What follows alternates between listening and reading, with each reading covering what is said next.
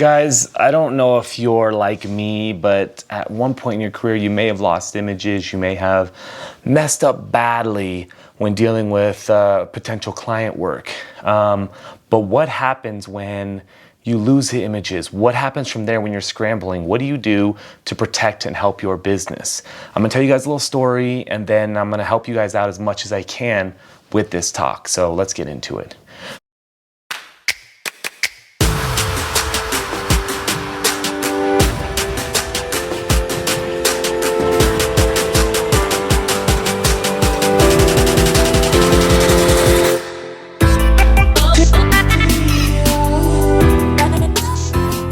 What's going on, guys? Welcome back to the channel. Jeramie with Jeramie Photography. Guys, if you're new, please consider subscribing. Video helps you anyway. Give it a thumbs up and then click that bell for notifications. It'll tell you every time I come on. Furthermore, guys, if you're a photographer, even a non-photographer, check out zenfolio.com. I have a link in my description and a password to save you 40% off your first order. This company I've been using for about 12 years to store all of my professional and personal photos, regular JPEGs and RAWs and video. I can access these from anywhere in the world, and I can share these in galleries with clients and download them and send up prints if I need to on the fly anywhere that I go. For the price that they offer it for, it's kind of a duh moment where you guys got to do this. So check them out and use that referral code. It'll help me out tremendously, and thank you for doing that. So guys, very recently I have been chatting with a photographer. I've been chatting with a photographer who is an amazing photographer, and she just got married. She got married and she hired another photographer who was a friend of hers. And ultimately, photos were missing, photos were lost. We don't know fully what happened, and that's not really the story we're gonna tell today. But during the whole conversation of helping this photographer trying to track down her photos, I saw two sides of photography. I saw one as a client and one as a photographer. And the client, where they're scrambling, looking for any type of resolution, any type of word, any type of promise, wasn't getting that. And so we're gonna talk about what happens when you lose photos. And I say when because it's gonna happen. When you lose photos, what do you do in that situation? And yes, I have lost photos. I've lost photos where 3 or 4 weddings. Luckily, I was able to find it. It cost me a lot of money to find it, but I was able to find it with the help of some amazing local computer geniuses who do what they do at Macrorama. And I've made a video about that as well. So guys, here we are. You have done a wedding, a newborn, a maternity, you've done a shoot, and the images are gone. Either you've uploaded them or you forgot to upload them, used the card on a different shoot, formatted that card, and you can't find those photos anymore. Or your hard drive crashes, or you just go like me, you go into your hard drive one day and all of a sudden all the photos are magically gone and you have no idea why. It's because of Maverick's software update. That's what happened. What do you do to help protect your business? I'm talking to you photographers here because you cannot not do anything. It's a very delicate situation you have to deal with, but you have to deal with it head on. So as soon as you lose photos, as soon as you think that there's an inkling that something's wrong, because sometimes it's not always wrong. Sometimes you've lost photos, but maybe you can send it to Drive Savers, Macrorama. You can send somebody to go in and find those photos for you. And that may be done in time. Usually it takes a couple months to get that back, so you still have to kind of relay. Or maybe you're going through all your cards. Maybe you're doing that SanDisk auto scan to try to find any photos that may have not gotten formatted. Whatever. As soon as it happens, you need as soon as it happens and you realize that you've lost the photos and you realize that you're not going to make your deadline, you need to send an email to your client. You don't need to call them.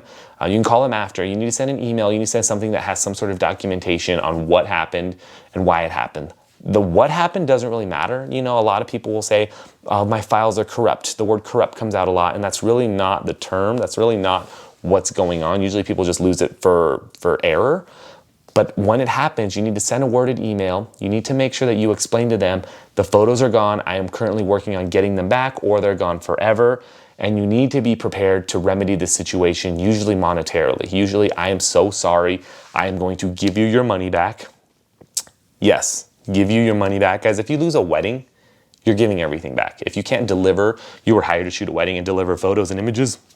And if you can't deliver those photos and images, it's done. If you do a newborn shoot, you're giving them their money back. That's gonna be the number one remedy that you're gonna do, right? The second thing you can do to save face is you're gonna offer a reshoot or a shoot in the future or something, which is kind of hard to do, right? You've already done their shoot and you've lost their images. I mean, how much trust do they have in you? Some people might do it. Some people might want to say, oh my God, thank you so much for giving me my money back. It's a bummer. I'm so bummed that you missed that. Or you missed part of it. You know, even a wedding, if you miss part of it, a partial refund, or I'm going to do your bridal shoot and 2 months from now, we'll go out and get your get up again and we'll do it again. But to remedy the situation, money back and offer a reshoot or a shoot in the future. And then thirdly, just make sure that they're happy with everything else, that you've been, you know, in the front of everything, because the next thing that's going to happen is a review is going to come in. And when the review does come in, you need to tackle that head on as well and apologize. Apologize, apologize, apologize. Sadly, what I typically see in these situations is the photographer gets upset. The photographer gets mad. The photographer tries to make the client sign an NDA saying, I'm going to give you all your money back, but you're not going to be able to tell anybody about this situation ever. And that is already sketchy in itself. We need to just take fault for what we do. We need to make sure that when this does happen, that we are head on and we're making sure that we are tackling it, because sometimes it is error of our gear, of our stuff that we have no control over, but the client doesn't care. Like, I don't care. I don't care if you lost my images. I just want to know why you lost them. Now, the last thing we got to talk about is how to prevent these guys. Buy a camera with 2 memory card slots. Shoot them both, RAWs to both or JPEGs to both the exact same way. Don't do a staggered shot, meaning fill one card up, it goes to the next card, right? Cards are really cheap right now. There should be no reason why you don't have a crap ton of 64 gigabyte SD cards. So shoot to a camera with 2 cards. Secondly, when you're uploading to Lightroom or any service that you do, typically I believe all of us are Lightroom, most of us are Lightroom, there's an option to always back up to a second drive. Use that option. I back up to one drive, my main drive that's attached to my computer that I do all my editing, and then once it's done, it downloads to another uploads to another hard drive that's all it does. A hard drive just takes more files. From there, use other backup services like Zenfolio, like Dropbox, like Carbonite, like Backblaze to back up your entire system. I personally use Zenfolio and Backblaze. Backblaze backs up my entire system, including all external hard drives, and it's always on as constantly as long as I'm on the internet. And lastly, that main hard drive, every single month, I back that up to another hard drive that's offsite somewhere. That's somewhere that I can't go. Am I a freak for backing up so much? Yes. But when you lose one file, when you lose one wedding, when you lose one newborn session, you're gonna wanna be the same as me.